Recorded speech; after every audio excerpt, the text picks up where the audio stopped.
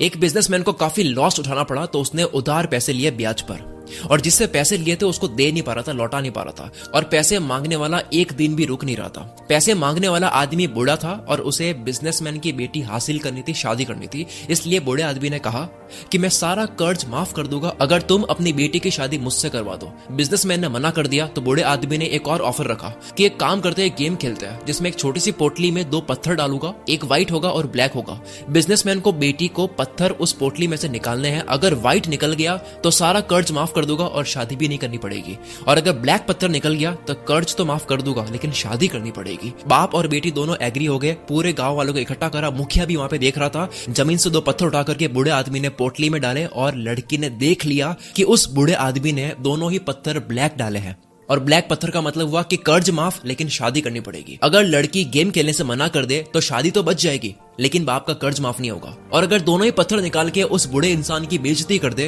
तो वो आदमी कभी ना कभी बदला जरूर लेगा। इसलिए लास्ट ऑप्शन था कोई एक पत्थर निकालो जो कि ब्लैक ही निकलेगा और कर्ज माफ के साथ में उसको शादी करनी पड़ेगी। लड़की ने चालाकी से गेम खेला, उसने एक पत्थर निकाला और एक्टिंग करके ग्राउंड पर गिरा दिया, और वो पत्थर नीचे गिरे बहुत सारे ब्लैक और व्हाइट पत्थर में मिल गया। लड़की ने कहा ओ शिट, ये मेरे से गलती से गिर गया, लेकिन एक काम करते हैं, दूसरा पत्थर भी पोटली से निकाल करके चेक कर लेते हैं। अगर पोटली में से अब व्हाइट निकला तो मैंने जो उठाया था वो ब्लैक था, और अगर पोटली में से अब ब्लैक निकला तो मैंने जो उठाया था वो व्हाइट था। बूढ़ा व्यक्ति वहीं पे फंस गया, पोटली से दूसरा पत्थर निकाला तो वो ब्लैक निकला, यानी कि नीचे गिरा हुआ पत्थर व्हाइट था। और ये पूरा गांव देख रहा था, मुखिया भी देख रहा था कि अब कर्ज माफ हो चुका है और शादी भी नहीं करनी पड़ेगी क्योंकि पत्थर जो उठा के नीचे गिरा दिया था गलती से वो व्हाइट था। इसे कहते हैं टफ सिचुएशन में चालाकी से दिमाग चलाना। इसी तरह से छोटी छोटी कहानियों के माध्यम से मैं आपको ऐसे ऐसे बड़े बड़े लेसन्स देने वाला हूं जो आपके जिंदगी भर काम आने वाले हैं। तो बिना एक सेकंड भी बर्बाद करे आते हैं दूसरी कहानी पर। एक बिजनेसमैन बीच के किनारे बैठा था, मछुआरों को देखा तो बोला कि इतनी मछली पकड़ने में आपको कितना वक्त लग जाता है। मछुआरा बोला ज्यादा नहीं, थोड़ा ही लगता है। बिजनेसमैन तुम थोड़ी देर और फिशिंग करके कुछ और फिश क्यों नहीं पकड़ लेते, ज्यादा पैसा कमा लोगे।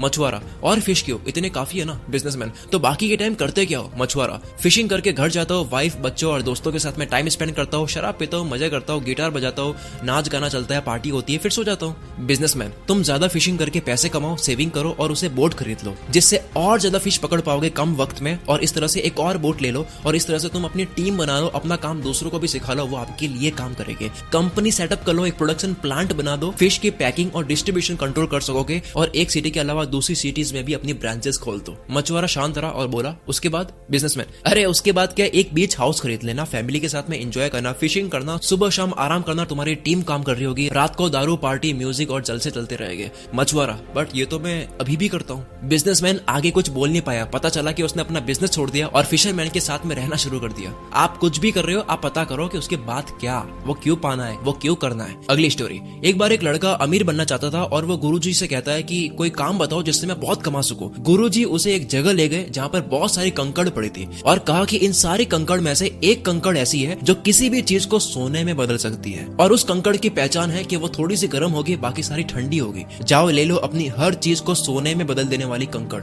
वो काम पे लग गया, रोज एक एक कंकड़ हाथ में लेता, 2-3 सेकंड गर्म है या नहीं चेक करता और उसको समुद्र में फेंक देता ताकि वो बाकी कंकड़ में ना मिल जाए। 1 महीना करा, रोज घंटों घंटों लगा दिए, 2 महीने 3 महीने